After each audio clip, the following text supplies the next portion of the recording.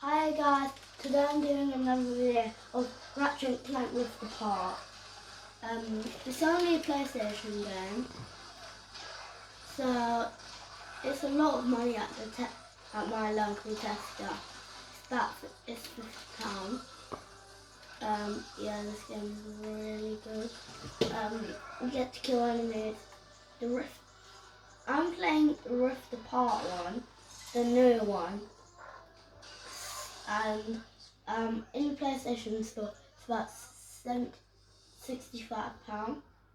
So we got it for cheap in a disc. And yeah, now I'm playing it.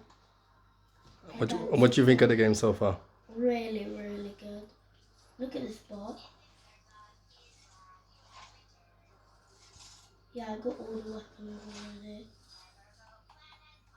If you just